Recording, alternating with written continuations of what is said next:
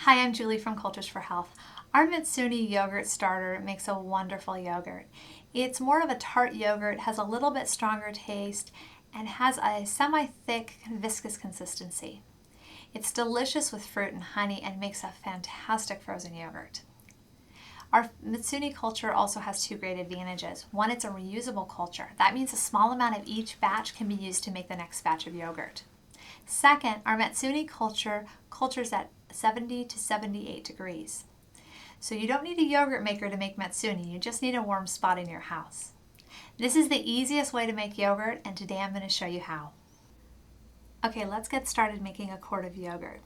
Now the thing I love about these mesophilic yogurt cultures, and mesophilic means low temperature, so yogurt starters that culture between about 70 and 78 degrees and don't require a yogurt maker. I love them because they are so easy to use. There is no easier way to make yogurt than this. Let me show you how easy this is. So we have our activated yogurt starter here, or yogurt from a previous batch that we've made, and we are going to add a tablespoon of this yogurt per cup that we wish to make. So in this case, we're making about 4 cups or a quart, so we're going to add about 4 tablespoons to that. Okay, and then we're going to go ahead and add the milk. Just fill up this jar. Leave a little bit of space just to make it easier to stir, but there we go. Okay, and then we're going to stir this together. Just like that. You want to incorporate the yogurt starter very well into the milk. Get them mixed well together. Stir a little extra. Okay. Now we're going to put a cover on this jar. As yogurt cultures, it tends to put off a little bit of gas, and so we want that gas to be able to escape. We don't want to put a tight lid on this jar, but we also want to keep things like bugs out because this is milk sitting on the counter. So we're going to go ahead and put a paper coffee filter over it. You could also use a tight weave tea towel, something like this, and then a rubber band to keep it safe. Now you want to find a relatively warm spot in your house for this mixture. Something between about 70 and 78 degrees is perfect.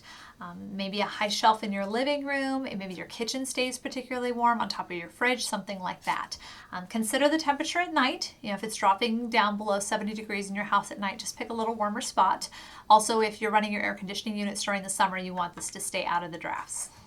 So you're going to go ahead and set this in that warm spot for the next 12 to 18 hours. And the amount of time you need will depend on how warm the room is. So if it's a warmer room, it may go a little bit faster, be closer to 12 hours. If it's a cooler room, it may take closer to 18 hours. It is most common, though, for it to take on the longer end of that time spectrum.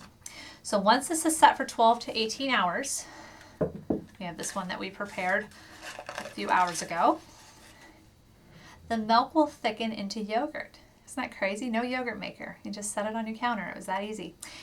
You'll know it's ready when you tip the jar, and I can't tip too far just because this is pretty full. The yogurt will pull away from the side as like a single mass. It won't run up the side of the jar quickly like milk does. It'll be clearly thickened. And that's it. That is how you make yogurt on your counter. Wasn't that easy? Now, the only thing to keep in mind is before you eat all of this, because it looks very tempting, you want to do 2 things. First, you want to put this in the refrigerator for 6 hours before you eat it. That stops the culturing process and keeps your bacteria healthy. Because this is a reusable culture. You don't need to buy a yogurt starter every time you want to make yogurt. Instead, what you're going to do is take some of this yogurt and set it aside to use to make your next batch. You're just going to use that same ratio we did a few minutes ago. A tablespoon of yogurt for a cup of milk will make a cup of yogurt. So if you're going to flavor this with honey or sugar or maple syrup or add any fruit or vanilla extract or anything to flavor it, make sure you take that little bit of yogurt out that you need for your next batch before you do any flavoring. But that's it. That's the easiest way to make yogurt. That's how you make yogurt on your counter.